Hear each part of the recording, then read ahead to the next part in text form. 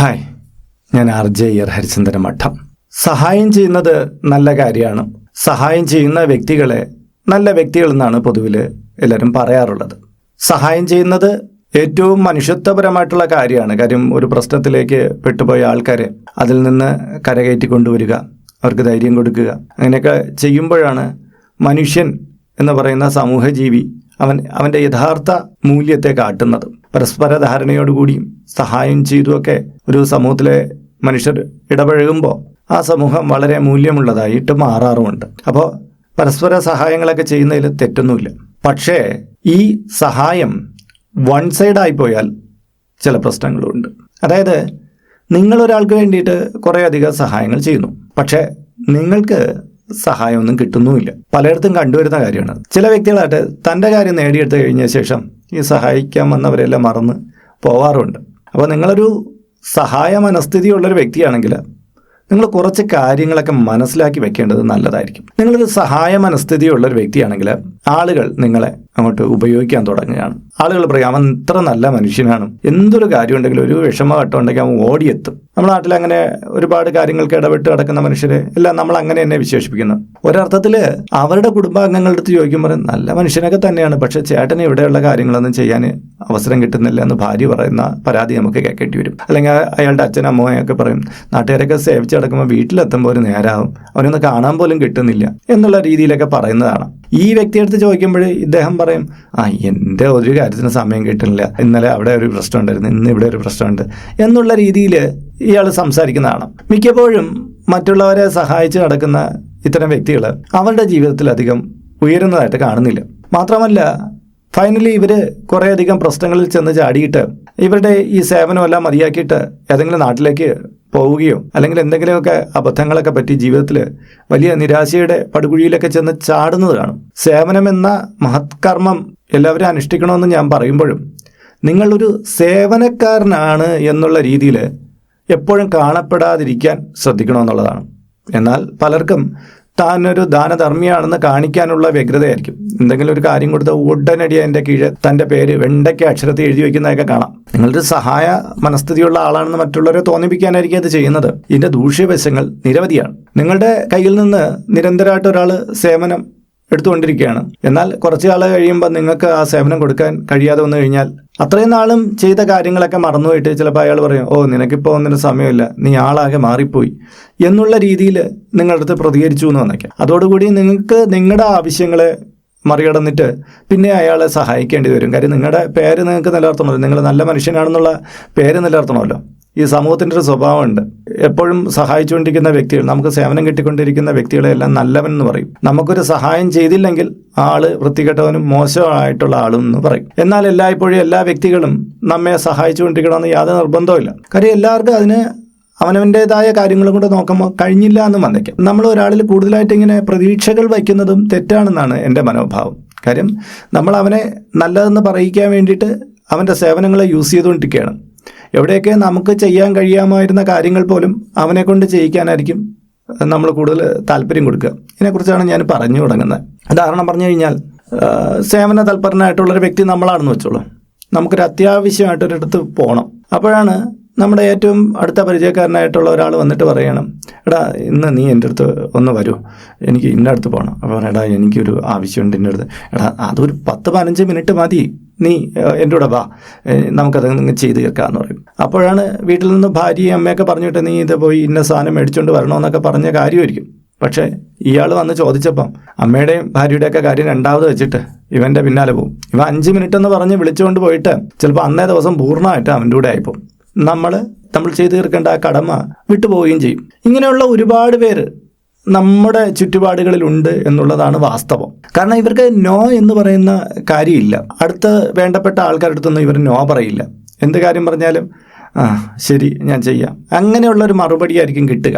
ഈ ആവശ്യം ഉന്നയിച്ച് വരുന്ന ആളിനും അറിയാം ഇവൻ്റെ അടുത്ത് ഒന്ന് സ്ക്രൂ കയറ്റി കഴിഞ്ഞാൽ അവൻ അപ്പോൾ തന്നെ എൻ്റെ കൂടൊപ്പം വന്നോളും, എൻ്റെ കാര്യങ്ങളെല്ലാം നടത്തി തരും, ഇവൻ്റെ സ്വഭാവം എങ്ങനെയാണ് എന്നുള്ളത് അതവർ മാക്സിമം മുതലെടുക്കുകയും ചെയ്യും. ഇനി വേറൊരു കാര്യമുള്ളതെന്ന് പറഞ്ഞാൽ, ഇങ്ങനെ നമ്മൾ നിരന്തരം സഹായം ചെയ്തുകൊണ്ടിരിക്കുകയാണെങ്കിൽ നമ്മളെക്കുറിച്ച് മറ്റുള്ളവർ വിചാരിക്കണം അവന് തൊഴിലൊന്നുമില്ല, എന്തെങ്കിലും ഒരു ആവശ്യമുണ്ടെങ്കിൽ നമ്മളെ പിന്നാലെ നടന്നോളും, അവൻ്റെ കാര്യമൊക്കെ പിന്നീട് എന്നുള്ളൊരു ചിന്താഗതിയിലാണ് ഇത്തരക്കാർ നമ്മളെ അടുത്ത് വരുന്നത് തന്നെ.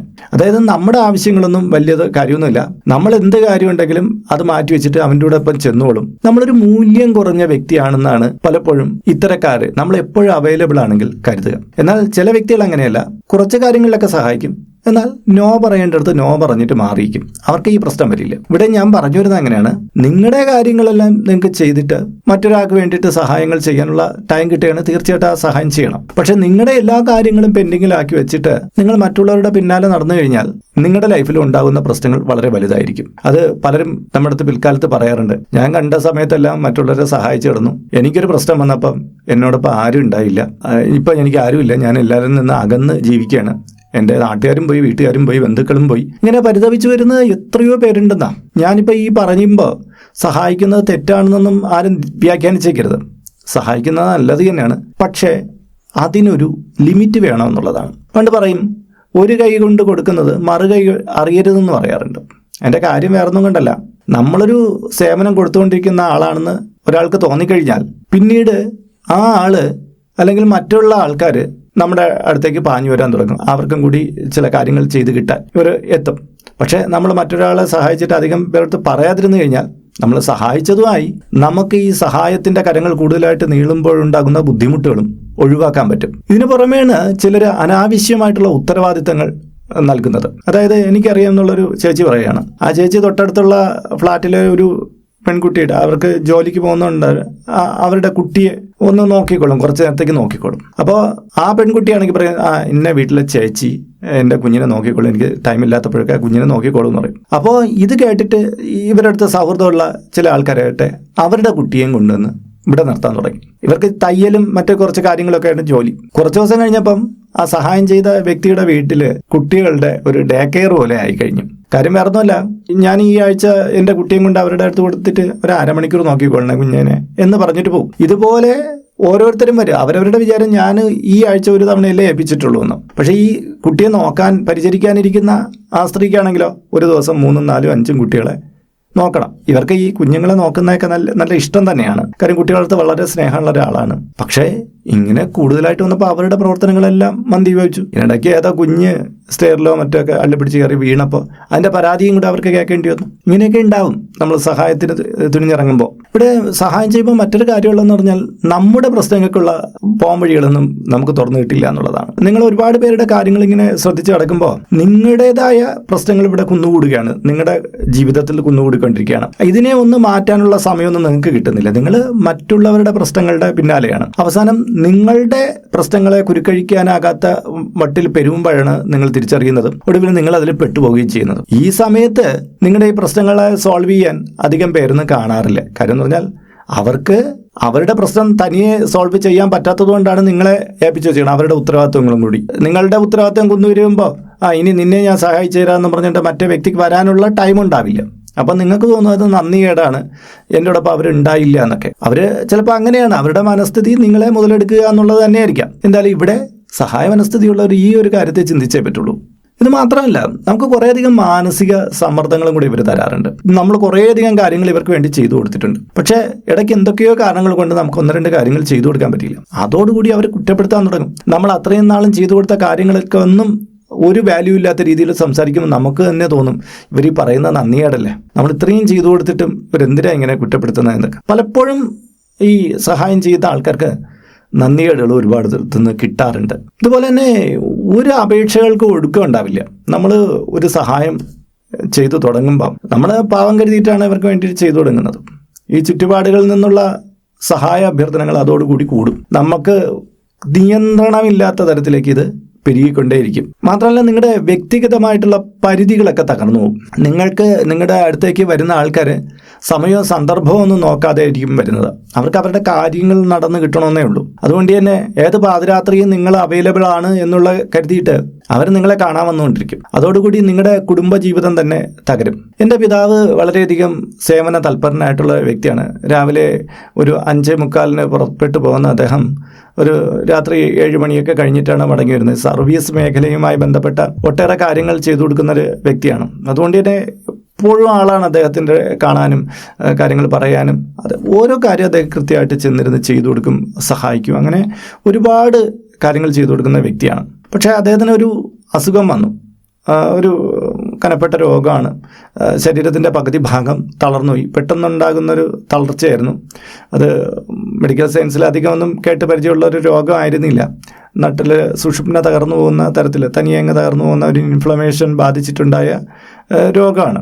ഡോക്ടേഴ്സ് പറഞ്ഞു അദ്ദേഹത്തിന് ഇനി അധികം ആയുസ് ചിലപ്പോൾ കിട്ടിയില്ല എന്ന് വന്നേക്കാം. പക്ഷെ നമ്മളൊന്നും അത് അറിയിച്ചില്ല. അപ്പോൾ അദ്ദേഹം ആശുപത്രിയിൽ കിടന്നിട്ട് വീട്ടിൽ കൊണ്ടുവരുന്ന സമയത്തും അദ്ദേഹത്തെ കാണാൻ വരുന്ന ആൾക്കാരുണ്ട്. ഈ വരുന്ന സമയത്തും അച്ഛനെ സ്വാമി എന്നാണ് വിളിക്കുന്നത്. സ്വാമി സാറേ, ഈ കാര്യം കൂടെ ഒന്ന് ചെയ്ത് തീർത്ത് തരണേ എന്ന് പറഞ്ഞിട്ട് ഓരോ ഫയലുകൾ ഇദ്ദേഹത്തിൻ്റെ അടുത്ത് വെച്ചിട്ട് പോകാം. നമുക്കറിയാം ഈ മനുഷ്യൻ ഇനി കുറച്ച് കാലം കൂടിയേ ഉള്ളൂ. ഇദ്ദേഹത്തിനെ ഒന്ന് ആശ്വസിപ്പിക്കാനായിരിക്കും ഇവർ വരുന്നതെന്ന് നമ്മൾ വിചാരിക്കുമ്പോഴും ഒന്ന് എഴുന്നേക്കാൻ പോലും കഴിയാത്ത ഈ മനുഷ്യൻ്റെ മുന്നിലേക്ക് കെട്ടുകണക്കിനുള്ള അപേക്ഷകൾ കൊണ്ടുവയ്ക്കുന്നതാണ് കണ്ടത്. എന്നിട്ട് 1-2 ആഴ്ചകളൊക്കെ കഴിയുമ്പോൾ അച്ഛൻ മരണപ്പെട്ടു പോയതിന് ശേഷവും ഈ സഹായ അഭ്യർത്ഥനയായിട്ട് വരുന്ന ആൾക്കാരുടെ എണ്ണം കുറവൊന്നുണ്ടായില്ല. അതാണ് പിന്നീടുള്ള കാര്യം. അച്ഛനെ ആശുപത്രി കാലഘട്ടത്തിലൊന്നും സഹായിക്കാൻ ഞാൻ വലിയ ആൾക്കാരൊന്നും കണ്ടിട്ടില്ല. ചുരുക്കം, വളരെ ചുരുക്കം. ആ സമയത്ത് വരുന്നവരെല്ലാം അവരവരുടെ സഹായത്തിന് വേണ്ടിയിട്ടുള്ള കാര്യങ്ങൾ എന്തെങ്കിലും അച്ഛൻ എപ്പോഴും റിക്കവർ ചെയ്യും. സ്വാമി, എനിക്ക് ഇന്ന കാര്യങ്ങൾ ചെയ്തു തരാമെന്ന് പറഞ്ഞിട്ടുണ്ട് കേട്ടോ, ഇത് കഴിഞ്ഞ ഉടനെ വരുമായിരിക്കും അല്ലേ എന്നാണ് തോളത്ത് തട്ടിക്കൊണ്ട് ചിലർ ചോദിക്കുന്നത്. അങ്ങനെയായിരുന്നു ഒരു അവസ്ഥ. ഞാനിതിൻ്റെ കൂട്ടത്തിൽ എൻ്റെ പേഴ്സണൽ കാര്യം പറഞ്ഞു പോയിന്നേ ഉള്ളൂ. ഇതുപോലെ തന്നെ സഹായ മനസ്ഥിതിയുള്ളവർക്കാണ് പണം കടം കൊടുത്തിട്ട് ഏറ്റവും അധികം പ്രശ്നത്തിൽപ്പെട്ടു പോകുന്നത്. ഒരു സുഹൃത്തിന് വേണ്ടിയിട്ടോ മറ്റൊരാൾക്ക് വേണ്ടിയിട്ടോ ഇച്ചിരി പൈസ അവർ ചോദിക്കും. ആദ്യമൊക്കെ തിരിച്ചു തരും. പിന്നീട് ഒരു വലിയ തുക മേടിച്ചിട്ട് നമ്മൾ എത്ര ചോദിച്ചാലും നിനക്ക് എന്നെ വിശ്വാസമില്ലേ, ഞാൻ തരില്ലേ എന്നൊക്കെ ചോദിച്ച് അവധി വെച്ചുകൊണ്ട് പോകും. പിന്നെയും നമ്മുടെ അത്യാവശ്യമായിട്ട് നമ്മൾ ചോദിച്ചു പോകുമ്പോൾ ശത്രുതയായി, പിന്നെ പഴിവറച്ചിലായി, കുറ്റപ്പെടുത്തലായി, അവസാനം ശാപമായി. ഇങ്ങനെ ഒരുപാട് കാര്യങ്ങളിലൂടെ കടന്നു പോകേണ്ടി വരും. ഇതുപോലെ ജോലി സ്ഥലത്ത് ചിലപ്പം ചിലരുടെ ഉത്തരവാദിത്വമൊക്കെ ഈ കൂടെ വയ്ക്കുന്ന ആൾ ഏറ്റെടുക്കും. എടാ, ഞാൻ ഇന്ന് വരില്ല, നീ എൻ്റെ ജോലിയും കൂടെ ചെയ്തേക്കണേ എന്ന് പറയുമ്പോൾ കുഴപ്പമില്ല, ഞാൻ ചെയ്തോളാം എന്നുള്ള രീതിയിൽ ചെയ്തു തുടങ്ങും. ഇങ്ങനെ ഈ സഹായ മനസ്ഥിതിയുള്ളപ്പോൾ ആളാണെന്ന് ഒരാൾക്ക് ബോധ്യമായി കഴിഞ്ഞാൽ ആ സ്ഥാപനത്തിലെ പലരും ഇയാളെ അവരവരുടെ ഡ്യൂട്ടി ഏൽപ്പിക്കാൻ തുടങ്ങും. അവസാനം സ്വന്തം ഡ്യൂട്ടിയും ചെയ്യാൻ പറ്റില്ല, മറ്റുള്ളവരുടെ എല്ലാ ജോലിയും ചെയ്ത് ഇവർ വല്ലാതെ കുഴങ്ങി പോകുന്ന അവസ്ഥ ഉണ്ടാവാറുണ്ട്. ചിലർ എൻ്റെ അടുത്ത് തുറന്ന് പറഞ്ഞിട്ടുള്ള കാര്യമാണ്. എവിടെയെങ്കിലും പോകുന്ന സമയത്ത് ബസ് സ്റ്റോപ്പിലുള്ള പരിചയക്കാരനെ കണ്ടപ്പോൾ അയാളെയും കൂടെ വാനത്തെ കയറ്റിപ്പോയി. പക്ഷേ പിന്നീട് അതങ്ങോട്ട് പതിവാകും. നിങ്ങളെന്ന് പോകണില്ലേ, ഞാനും കൂടെ വരട്ടെ എന്ന് ചോദിച്ചുകൊണ്ട് ഇവർ പിന്നാലെ വന്നു തുടങ്ങി. ഇയാൾക്ക് ചിലപ്പോൾ പേഴ്സണലായിട്ടുള്ള യാത്രയാണെങ്കിലും ഇവർ ആ വാഹനത്തിൽ കൂടി ഇടിച്ചു കയറിപ്പോവും. അതോടുകൂടി അയാൾക്ക് അയാളുടേതായ ആ വഴി നടക്കാനുള്ള സ്വാതന്ത്ര്യം നഷ്ടപ്പെട്ടിട്ട് വേറെ വഴിയിലൂടെ സഞ്ചരിച്ചു പോകുന്ന ആൾക്കാരെ പോലും എനിക്കറിയാം. കാര്യം ആ ജംഗ്ഷനിൽ കൂടെ കടന്നുപോയാൽ ഇവരെല്ലാം കൈകാട്ടും. അയാളുടെ പേഴ്സണൽ കാര്യത്തിന് വേണ്ടിയിട്ട് ഇറങ്ങാൻ പറ്റാത്തൊക്കെ കണ്ടീഷൻ വരും. അതുകൊണ്ട് തന്നെ ഇതൊരു ഭാരമായി മാറുന്ന ഒരവസ്ഥ ഉണ്ടാവാറുണ്ട്. മാത്രമല്ല ചിലരാട്ടെ, നിങ്ങൾക്ക് വലിയ തിരക്കാണെങ്കിലും അവരുടെ ഒരു പ്രശ്നം പറയാൻ വേണ്ടിയിട്ട് നിങ്ങളെ ഫോണിൽ കോൺടാക്ട് ചെയ്യും. മണിക്കൂറുകളോളം അവർ സംസാരിച്ചുകൊണ്ടേയിരിക്കും. നിങ്ങൾക്ക് ഒരുപാട് പണികളുണ്ടാവും, നിങ്ങളുടെ കാര്യങ്ങളുണ്ടാവും. പക്ഷേ ഈ ആളുടെ ആശ്വാസത്തിന് വേണ്ടിയിട്ട് അതെല്ലാം കേട്ടുകൊണ്ടിരിക്കും. അത് കഴിഞ്ഞിട്ട് അത് നിരന്തരമാവും ഈ കോള്. അപ്പോൾ നിങ്ങളുടെ കുറേയധികം ജോലികൾ, നിങ്ങളുടേത് വിലപ്പെട്ട സമയം എല്ലാം ഇവിടെ നഷ്ടപ്പെടുകയാണ്. കുറച്ചാൾ കഴിഞ്ഞിട്ട് ചിലപ്പോൾ നിങ്ങളൊരു ആവശ്യത്തിന് വേണ്ടി തിരിച്ച് വിളിച്ചു കഴിഞ്ഞാൽ അവരെ കിട്ടണമെന്നില്ല. മാത്രമല്ല നിങ്ങളുടെ ലൈഫിൽ വേണ്ടുന്ന വിലപ്പെട്ട കുറേ ടൈം ഇത്തരക്കാരുടെ വിളി കാരണം നഷ്ടപ്പെട്ടു. ഇത് നിങ്ങൾ സേവന മനസ്ഥിതിയുള്ള ആളാണെങ്കിൽ ഒരാൾ ഫോൺ വെച്ച് കഴിഞ്ഞാൽ ഉടനെ അടുത്ത ആൾ വിളിക്കും, അത് കഴിയുമ്പോൾ അടുത്ത ആൾ വിളിക്കും. അങ്ങനെ നിങ്ങളുടെ കാര്യങ്ങളെല്ലാം അവിടെ ബ്ലോക്കായി പോകും. ഇതുപോലെ തന്നെ ഈ വാഹനങ്ങളൊക്കെ കടം കൊടുക്കുന്നവർ, വീട്ടിലൊരു വണ്ടി ഇരിക്കുമ്പം ചിലരൊന്ന് ചോദിക്കും, എടാ എനിക്ക് അത്യാവശ്യമായിട്ട് അവിടെ വരെ പോകണം, നീ ഒന്ന് വണ്ടി തരുമോ, ഒരു മണിക്കൂർ കഴിയുമ്പോൾ ഞാൻ കൊണ്ടുവരാമെന്ന് പറയും. ആദ്യത്തെ ദിവസമൊക്കെ 1 മണിക്കൂറിനെ കൊണ്ടുവരും. പിന്നീട് 2 മണിക്കൂറായി, 3 മണിക്കൂർ, ചിലപ്പോൾ അടുത്ത ദിവസമായി. ഇങ്ങനെയാവും വാഹനം കൊണ്ടുവരിക. നിങ്ങൾക്കൊരു അത്യാവശ്യത്തിന് പുറത്തേക്ക് പോകാൻ വേറെ വാഹനം ഇല്ലെങ്കിൽ നിങ്ങളാകെ പെട്ടു. നിങ്ങൾ പിന്നെ ടാക്സി എങ്ങനെ വിളിക്കേണ്ടി വരും. ഇയാളത്തെ നോ പറയാൻ, മറുത്ത് പറയാൻ മനസ്ഥിതി ഇല്ലാത്തത് കൊണ്ട് തന്നെ ഒന്നും മിണ്ടില്ല. പക്ഷേ നിങ്ങളുടെ ഉള്ളിലാകെ കൂടി ഒരു തിളച്ചു മറിയൽ വരും. അന്ന് കൊടുക്കേണ്ടിയിരുന്നു, അന്ന് കൊടുത്തു തുടങ്ങിയതാണ് ഈ പ്രശ്നമായത് എന്നൊക്കെ നിങ്ങൾക്കൊരു തോന്നലുണ്ടാവും. മാത്രമല്ല ചിലർക്ക് സഹായത്തിന് വേണ്ടിയിട്ട് നമ്മൾ തൊഴിലിടത്തൊക്കെ ചില കാര്യങ്ങളൊക്കെ ചെയ്യുമ്പം ചില വ്യക്തികൾ ശുപാർശകൾ വരും. എനിക്ക് ആ കാര്യം ചെയ്തു തരും, ഈ കാര്യം ചെയ്തു തരുമെന്ന് പറഞ്ഞ് താഴെത്തട്ടിലുള്ള ആൾക്കാരുടെ ശുപാർശകളുമായിട്ട് വരും. ആദ്യം 1-2 പരിചയത്തിൻ്റെ പേരിൽ നമ്മൾ നടത്തി കൊടുക്കുമെങ്കിലും പിന്നെ ഈ ശുപാർശകളുടെ എണ്ണം കൂടിയിട്ട് നമ്മുടെ തൊഴിലിനെ തന്നെ ബാധിക്കുന്ന തലത്തിലേക്കൊക്കെ വരും. നമ്മൾ സഹായം കൊടുത്തു പോയതുകൊണ്ടാണ്, അവർക്ക് ആ സ്വാതന്ത്ര്യം കൊടുത്തു പോയേണ്ടതാണ് ആ പ്രശ്നങ്ങൾ ആരംഭിച്ചത്. പക്ഷേ ഇത് നിരന്തരമായിട്ട് ഇങ്ങനെ വന്നുകൊണ്ടേയിരിക്കും. അതുപോലെ തന്നെ ഈ നാട്ടുപുറത്തൊക്കെ ആണെങ്കിൽ അടുത്തുള്ള വീടുകളിൽ നിന്ന് ചില പരിചയക്കാരൊക്കെ വരും. കടുക് തീർന്നുപോയി, മുളക് തീർന്നുപോയി, മല്ലി തീർന്നുപോയി എന്നൊക്കെ പറഞ്ഞു വരും. ചിലപ്പോൾ അത് വാസ്തവമൊക്കെ വ്യക്തികളൊക്കെ തന്നെയായിരിക്കും നിങ്ങൾ കടം കൊടുത്ത് അവരെ സഹായിച്ചു എന്ന് വെച്ചോളൂ. പക്ഷേ ഇത് ചില വ്യക്തികൾ നിരന്തരമാണ്. എന്നും നോക്കിയാൽ ഇവർ രാവിലെ വരുന്നത് കടം ചോദിക്കാനായിരിക്കും. ഒരാളുടെ ഒരു അത്യാവശ്യത്തിന് നമ്മളെ സഹായിക്കുന്നതിന് തെറ്റില്ല. പക്ഷേ ഇത് നിരന്തരമായി പോയാലോ? നിങ്ങളുടെ മനോഭാവം മനസ്സിലാക്കിയിട്ട് നിരന്തരമായിട്ട് ബുദ്ധിമുട്ടിക്കുന്ന ചിലരുണ്ട്. അത് ചിലപ്പം ഗ്യാസ് സിലിണ്ടർ ചോദിച്ചുകൊണ്ട് വരുന്നതായിരിക്കാം, അല്ലെങ്കിൽ മറ്റൊരു കാര്യം ചോദിച്ചുകൊണ്ട് വരുന്നതായിരിക്കാം. നിങ്ങൾ ചിലപ്പോൾ ആദ്യമേ ഒരു നോ പറഞ്ഞു എന്നിട്ടുണ്ടായിരുന്നെങ്കിൽ ഈ നിരന്തരമായിട്ടുള്ള കാര്യങ്ങൾ ഉണ്ടാവില്ല. എന്നാൽ നിങ്ങൾ കുറേ അധികം നോ പറഞ്ഞ് ഇടയ്ക്ക് എന്തെങ്കിലും ഒരു സഹായം ചെയ്താൽ അവർ പറയും ഉണ്ടെങ്കിൽ അയാൾ തരും, ഇല്ലെങ്കിൽ ഇല്ലെന്ന് പറയും എന്നുള്ള രീതിയിലായിരിക്കും പിന്നെ നിങ്ങളെ വ്യാഖ്യാനിക്കുക. ഉണ്ടെങ്കിൽ തരും. എപ്പോഴും നമ്മളെ സഹായം ചെയ്ത് കൊടുത്തുകൊണ്ടിരിക്കുകയാണ്, ഒരു തവണ കൊടുത്തില്ലെങ്കിൽ പറയും അവൻ ഇപ്പം തരില്ല, വല്ലാത്ത ടൈപ്പ് തന്നെയാണ് എന്നുള്ള രീതിയിലായിരിക്കും സംസാരിക്കണം. അതായത് അത്രയും നാളും കൊടുത്തുകൊണ്ടിരിക്കുന്നവന് ഒരു വാല്യൂവും തരില്ല.